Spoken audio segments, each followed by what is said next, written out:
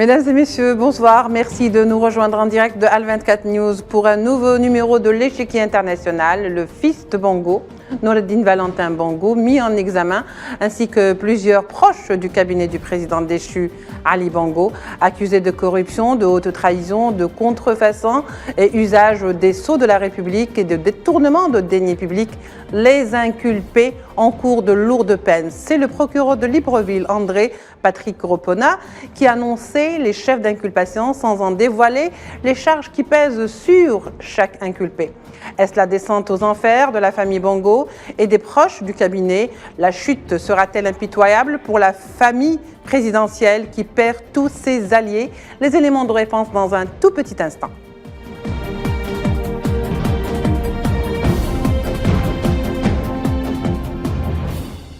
Alors, pour en parler, ce soir, nous accueillons avec beaucoup de plaisir, pour commencer, Didier Meistou, ancien patron de Sud Radio. Il est avec nous par Skype depuis Paris.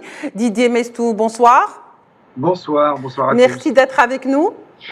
Merci à vous. Également, Prince Koya, docteur en sciences politiques de l'Université de Paris-Descartes. Prince Koya, bonsoir et merci d'avoir accepté notre invitation. Bonsoir. Alors, tout d'abord, pour commencer et rentrer donc de plein pied dans le vif du sujet, Prince Koya, le fils du Gabon, Valentin Noureddine Bongo, le fils du président Ali Bongo, le président déchu, vient d'être mis en examen pour plusieurs chefs d'inculpation, de malversation, et que justement, est-ce que c'est la chasse aux sorcières, Prince Koya? Oui, on pourrait dire que c'est la chasse aux sorcières. Qui vient de commencer. Oui, on pourrait dire que c'est la chasse aux sorcières dans la mesure où c'est un régime qui est déchu, un régime dynastique, il faut le dire, qui est déchu avec une gouvernance qui dure depuis plus de 50 ans, donc de 67 à ce jour. Mais on ne pourrait pas parler de chasse aux sorcières parce que lorsqu'on est dans un état de droit et que les citoyens qui croupissent sous le poids de la pauvreté voient ce genre d'événements survenir dans leur pays, il est important de saisir cette occasion pour rétablir un climat de justice, d'équité sociale et pour demander des comptes finalement aux personnes qui se sont enrichies quelque part injustement pendant 55 ans, il faut le rappeler, sur donc le dos des pauvres populations et donc sur fond de détournement donc de deniers publics. Donc c'est important quand même de demander des comptes donc à une famille qui a dirigé le pays pendant 55 ans et donc de ce fait-là, on ne pourrait pas forcément parler de chasse aux sorcières, mais tout simplement de l'établissement d'un état de droit et de l'établissement donc d'un besoin de justice pour le Gabon, mais également pour la population gabonaise. Alors, messieurs, je vais vous proposer, avant de poursuivre le débat, d'écouter le procureur de Libreville lorsqu'il a annoncé la nouvelle. On l'écoute ensemble et on revient au débat. À la suite de ces inculpations, 3 assignations à résidence ont été ordonnées et 7 mandats de dépôt ont été décernés par le juge d'instruction. C'est le lieu de rappeler ici que les enquêtes se poursuivent et pourraient déboucher sur des inculpations supplétives. D'autres interpellations sont en cours. Didier Meistou, alors le fils de Bongo est en train finalement de connaître un petit peu le sort qui était plus ou moins prévisible parce qu'on parlait déjà, si vous voulez, des biens mal acquis en France, des biens mal acquis également au Gabon, de malversation, bien sûr de haute trahison, mais il paraîtrait que l'avocat du fils Bongo, donc Valentin Bongo, est démenti et que ce chef d'inculpation ne tient plus. Alors, est-ce que c'était prévisible pour la famille royale après justement le retrait, si vous voulez, de leur père Ali Bongo? Enfin, le retrait par force. Par la force, oui, non, mais c'était tout à fait prévisible. Il ne suffisait pas d'être grand clerc ou un grand spécialiste. C'est un secret de polichinelle. C'est vrai que c'est un clan qui a régné, malheureusement, sur le pays pendant plus de 5 décennies, ça a été dit, et qui s'est enrichi et que petit à petit, la population a été dans une misère de plus en plus criante, hein, puisqu'il y a même des problèmes d'approvisionnement, d'eau courante. Il n'y a plus de statistiques, donc on ne sait pas exactement, mais les observateurs parlent de 40% de chômage endémique pour les jeunes, et effectivement un PIB qui n'a cessé de baisser, des processus, on parlait d'état de droit démocratique, qui ont été chaque fois battus en brèche, puisque les citoyens gabonais ont découvert au dernier moment, le jour de la date du vote, avec des mandats réduits à 5 ans, avec des gens qui pouvaient être élus à vie, pour les mêmes élections. Avec une élection, on pouvait voter, on était obligé de mettre le même bulletin pour le président et les députés. Et chaque fois que quelqu'un a émergé, parce qu'il y a une aspiration démocratique et il y a une tradition démocratique au Gabon, et bien chaque fois, en fait, les opposants ont été écrasés, emprisonnés. Donc oui, on pouvait s'attendre. Je pense que ce putsch, alors ça semble un peu étrange, Oui. D'un point de vue occidental en tout cas, ou au-delà même d'un point de vue occidental, de parler d'état de droit en faisant référence à un putsch. Mais dès lors que les processus démocratiques sont battus en brèche, ne sont pas respectés, et à un moment, c'est vrai que vous avez l'armée qui a fait ce putsch, et ça libérait la population d'une certaine manière qui n'en peut plus, d'être pauvre, qui n'en peut plus d'être spolié, qui n'en peut plus de ne plus avoir le droit de s'exprimer. Donc on va voir, il ne faut pas non plus être trop naïf, mais oui, cette mise en examen était tout à fait prévisible, me semble-t-il. Très bien, oui, c'était prévisible à partir du moment où on a vu également Prince Koya, la libération du président déchu Ali Bongo, qui a été libéré pour pouvoir regagner la France pour des soins. Est-ce que c'est un petit peu toute l'immunité, tout ce qui restait comme obstacle pour justement juger cette famille est tombé à l'eau? Est-ce que ce n'était pas un petit peu le premier pas également pour que cette campagne commence? Parce qu'on a quand même l'impression que c'est une campagne de vengeance, entre guillemets. C'est une campagne de plus qu'un souci de justice.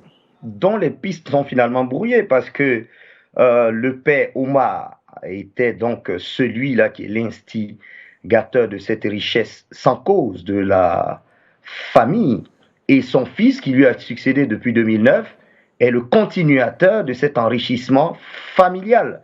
Et les enfants donc du fils ne sont que des receleurs finalement, des gens qui ont bénéficié du pouvoir donc de leur grand-père et de leur père. Alors je ne comprends pas personnellement pourquoi les enfants seraient écroués aujourd'hui et pas le président lui-même, donc fils de Omar, donc Ali. Je ne comprends pas pourquoi lui est laissé en liberté pour des questions de soins, sans qu'une suite ne soit donnée sur les poursuites pour lui, et que ce soit finalement les enfants qui soient poursuivis. Donc finalement, on se pose aussi la question de savoir, est-ce que c'est une tentative pour le nouveau gouvernement en place de donner l'image d'un gouvernement qui vient nettoyer, qui vient laver, qui vient faire table rase, ou on se pose la question de savoir, est-ce que c'est simplement du washing qui est en train d'être fait, ou sinon on veut réellement nettoyer finalement les arcanes du pouvoir. La question se pose parce que je ne comprends pas que les enfants soient écroués et que finalement le principal concerné, c'est-à-dire le président, le chef du pouvoir exécutif, lui soit laissé en liberté. Ça, je ne comprends pas. Et ensuite, la question qui se pose, c'est de savoir, est-ce que finalement la vraie question, est-ce que ce sera une justice de face? Parce que le nouveau régime en place est accusé par certains d'être encore un gouvernement pour la famille. Donc, il y a encore des suspicions qui pèsent sur ce gouvernement. Le temps nous dira, est-ce que vraiment ces procès sont faits pour établir la justice et pour redonner le pouvoir au peuple, ou bien est-ce que ce sont des procès qui sont organisés pour enjoliver quelque part le nouveau régime en place? La question se pose. Réellement. Oui, alors il y a plusieurs justement questionnements autour de ce procès ou de ces chefs d'inculpation qui pèsent sur la personne du fils de Ali Bongo, mais également des proches du cabinet présidentiel ou du président déchu. Didier Mestou, est-ce que on parle beaucoup de biens mal acquis, mais ne les a-t-on pas vus auparavant? Qu'est-ce qui fait qu'aujourd'hui on ouvre les yeux soudainement sur les biens mal acquis de Bongo? Est-ce que ce n'est pas une sorte de procédure où il y a comme un arrière-goût de, si vous voulez, de règlement de compte quelque part? Ben c'est effectivement la question que vous posez et que mon prédécesseur pose aussi. La question aujourd'hui, c'est de savoir quelles sont les véritables intentions de ce gouvernement de transition. vous avez vu que Brice Oligui Nguema a pris soin chaque fois dans ses déclarations. Il écarte effectivement les Young, là, toute la famille, les proches en tout cas, mais c'était quand même un proche du pouvoir pendant des années, et lui-même a été, il est sur des listes américaines notamment Oui. pour des biens achetés aux États-Unis pour plus d'1 million de dollars en liquide. Bon, tout ça pose évidemment question. Il ne faut pas donner un blanc-seing, si j'ose dire. Il ne faut pas dire oh là là, il y a une transition, c'est génial et tout va arriver. La question est posée aujourd'hui. Est-ce qu'il s'agit juste de vengeance? Est-ce que ce processus, comme il l'a promis, va déboucher sur plus de démocratie, le pouvoir au peuple, comme ça vient d'être dit, ou est-ce que c'est pour mettre finalement une autre, laisser un petit peu cette faction au pouvoir en ayant donné l'apparence de faire du washing, comme ça vient d'être dit, en ayant donné l'apparence de nettoyer l'écurie d'Augias pour satisfaire le peuple, parce qu'il y avait une pression terrible dans la rue. C'est toute la question aujourd'hui. On ne sait pas, personne ne le sait. D'ailleurs, à ma meilleure connaissance, les chefs d'inculpation n'ont pas été dévoilés par le procureur. Il y a l'avocat du fils Bongo qui s'est exprimé, mais on ne sait pas très bien quels sont les chefs d'accusation. Il est encore long le chemin, me semble-t-il, pour restaurer complètement l'état de droit et des institutions qui fonctionneraient normalement. Voilà. Et effectivement, le test, c'est de voir si des élections démocratiques vont être mises en jeu, si les oppositions pourront s'exprimer librement, si les médias seront libres. On a vu qu'Internet a été rétabli tout de suite, il y a quand même des gages, mais aujourd'hui, la prudence est quand même de mise. Tout esprit rationnel ne peut pas dire autre chose. Oui, alors on va dire, Prince Koya, quelque part que les autorités en place actuelles, donc qui ont été un petit peu les responsables ou à l'origine justement de la destitution du président gabonais, cherchent quelque part à établir ou à se faire une image donc de pouvoir propre.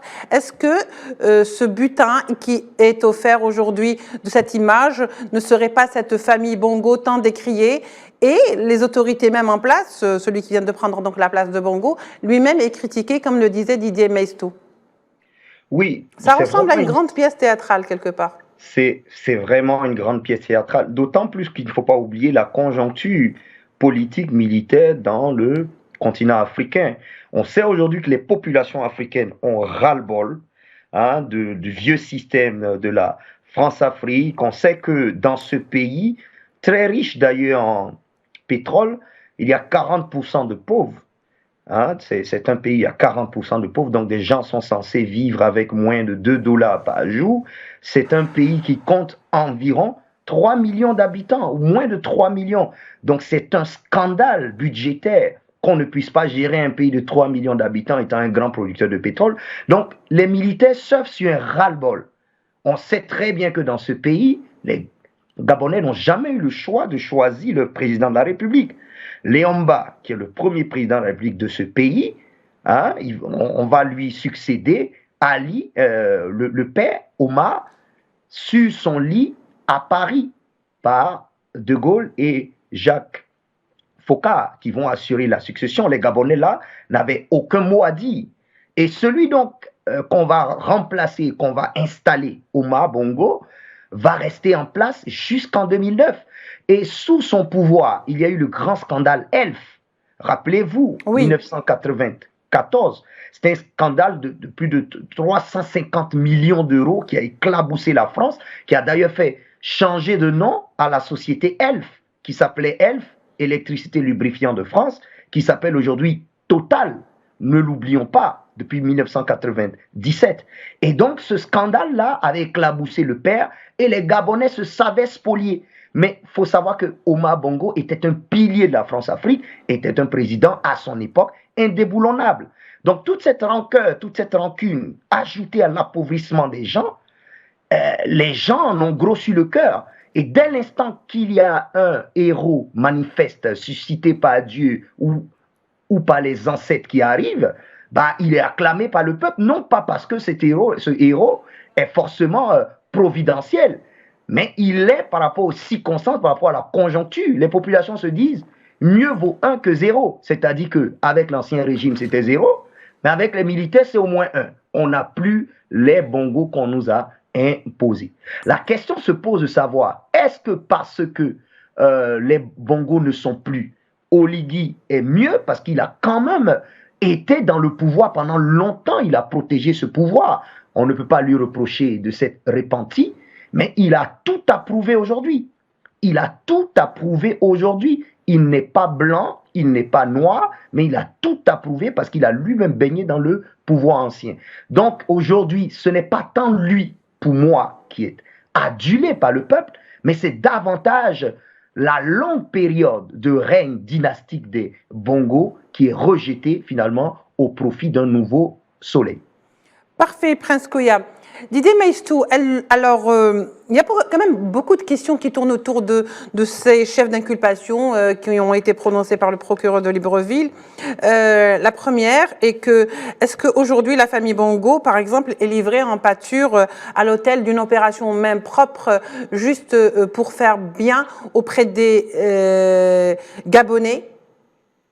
C'est toute la difficulté, c'est toute la question. Je reviens sur l'affaire Elf, mais il y en a eu d'autres, mais l'affaire Elf est tout à fait symptomatique de cette France-Afrique. Bon, la France-Afrique, je pense que c'est fini, c'est bien fini, ça a du plomb dans l'aile, et les Africains eux-mêmes, je veux dire les citoyens de nombre de pays d'Afrique, et on a vu récemment avec l'Union africaine, qui a officiellement rejoint le G20, on le voit aussi avec les BRICS, les citoyens africains ne veulent plus subir le joug de quelque puissance que ce soit, notamment extérieure à l'Afrique. Comment ça fonctionnait? Que ce soit d'ailleurs du côté de la France, avec son ancien empire colonial, du côté de la Grande-Bretagne et du côté des États-Unis. Enfin, la France, en tout cas, considérait un certain nombre de pays dits de la France-Afrique comme le pont avancé de leur politique étrangère, tout simplement. Donc, ils poussaient sur l'échiquier, comme ça, des pions, quand ça les intéressait. Évidemment, il y avait des ressources, notamment pétrolières, pour le Gabon. Il y a d'autres pays avec des minerais, avec des pierres, avec du gaz, parce que l'Afrique a beaucoup de gaz, beaucoup de minerais et beaucoup de pétrole. Et la France a plus beaucoup d'idées, comme on disait en France, on a du pétrole, mais on n'a pas de pétrole, mais on a des idées. En tout cas, la France-Afrique, c'est fini. Et c'était ce terrain finalement, le terrain de jeu de toutes les puissances occidentales. Ce barycentre, je dirais, ce centre d'équilibre s'est déplacé. Aujourd'hui, ça se passe à l'est, ça se passe plutôt au sud, avec le sud global, même si j'aime pas trop l'expression parce qu'elle englobe un peu trop. Mais il y a cette volonté farouche aujourd'hui des Africains de ne plus subir quelque joug que ce soit. Alors, sortir de cette France-Afrique pour justement s'émanciper, c'est toute la question. Est-ce que le succès, celui qui a fait le putsch, ce général, va conduire l'Afrique, le Gabon en tout cas, sur les voies de l'émancipation, ou va-t-il continuer à détourner les richesses du pays au profit d'un clan? C'est vrai que c'est un grand pays, le Gabon, je crois que c'est à peu près la moitié de la France en termes de territoire, mais c'est vide. C'est vide, c'est la population de Paris, quoi, globalement. Donc, c'est vrai que les Gabonais ne comprennent pas de pourquoi ils sont si pauvres avec autant de richesses. Et ce qu'ils ont bien compris, c'est qu'il y avait un clan qui avait tout privatisé et qui maîtrisait tout. D'abord, effectivement, les ressources, tout le business, toutes les entreprises, parce que si vous n'étiez pas amis du pouvoir, vous ne pouviez pas faire du business au Gabon, mais aussi la liberté d'expression, mais aussi les médias. Donc ça fait beaucoup. Et la question qui est posée aujourd'hui, je pense qu'il est beaucoup trop tôt pour le savoir, pour y répondre. Il ne faudrait pas que ça parte dans les règlements de compte, mais ça c'est un souhait au mieux. On le saura dans quelques mois si ça s'éclaircit, et encore une fois, s'il y a des élections et si le pouvoir est rendu au peuple, et si l'argent est partagé de façon Les biens, équitable oui. et transparente. D'autant plus que, comme vous le disiez, ce n'est pas un pays qui est connu pour être très populeux, c'est-à-dire qu'il n'y a pas une grande densité de population. Prince Koya, dites-nous, la France a-t-elle définitivement laissé tomber finalement la famille Bongo alors que c'était vraiment des alliés historiques? Ça, bien malin pourra le dire, hein, parce que là, on ne peut pas l'affirmer aujourd'hui. Il faut voir que la France ne s'est pas évertuée à condamner le putsch qui a eu lieu, hein, comme elle a fait au Niger, au Mali, au Burkina. On a vu même des sourires esquivés. Exactement, on n'a pas tous les tenants et les aboutissants, sachant qu'Oligui, c'est quelqu'un de très proche de la famille. Est-ce que ce n'est pas un putsch pro-Occident aujourd'hui pour prendre le pied au putsch pro-soviétique en Afrique, mais c'est un putsch qui n'a quasiment pas été condamné par les grandes chancelleries occidentales et même par la France. Donc on se pose la question de savoir est-ce que la France est vraiment contre ce putsch de manière rationnelle. Et quand je me base sur ce que je peux lire ou ce que je peux voir, je ne pense pas que la France soit farouchement opposée à ce putsch. Et de l'autre côté, pourquoi je le dis et ça confirme ce que je dis, je ne suis pas sûr que les putschistes soient anti-français parce qu'ils n'ont jamais eu de déclaration hostile à la France. Et d'ailleurs, il faut savoir que Ali sortait du chemin de son père. Ali, depuis 5 ans, était devenu l'ami des Chinois. C'est d'ailleurs les Chinois qui, eux, ont condamné de manière fine le putsch et qui ont demandé à ce que la protection de Ali soit assurée. Oui. Là où au Niger, la France a demandé à ce que la sécurité du président qui a été enlevé soit assurée. Voilà, oui.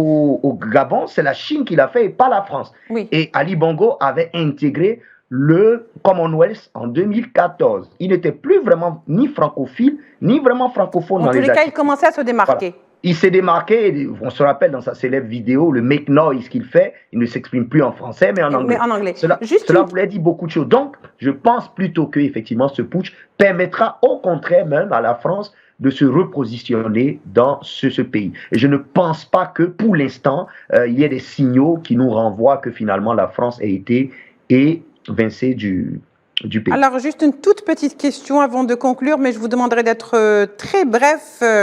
Monsieur Maistre Didier, juste une petite question, parce qu'il ne nous reste plus beaucoup de temps pratiquement.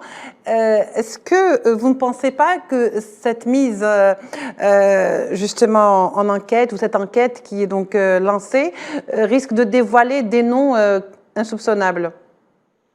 Parce que ça peut arriver aussi. C'est un risque à prendre. Ça peut arriver parce que vous savez que ce genre de réseau ne peut survivre que par tout un ensemble de coopération internationale, suivez mon regard. Et donc, effectivement, on a, même en France, on a un peu l'habitude, vous savez, les parquets diligentent des enquêtes à des moments opportuns et parfois mettent beaucoup de temps. Vous rappelez-vous, avec l'affaire Fillon, c'est une autre affaire, ça a été très rapide. Et puis parfois, la justice peut prendre 30 ans et finir par un non-lieu. C'est ce qui est arrivé avec la Cour de justice de la République à M. Balladur, 30 ans après, oui. C'est-à-dire rien. Donc là, évidemment, la question, c'est de savoir si le procureur agit en toute conscience, par souci de justice, ou si lui-même et les personnes qui assurent la transition aujourd'hui ne sont le jouet que d'autres clans, factions, puissances. Le moins qu'on puisse dire, c'est vrai, c'est que les chancelleries occidentales, je reprends l'expression, n'ont pas fermement condamné ce putsch. Pour l'instant, la France est plutôt discrète sur le sujet. Oui, un peu trop discrète, quelque part, à notre avis.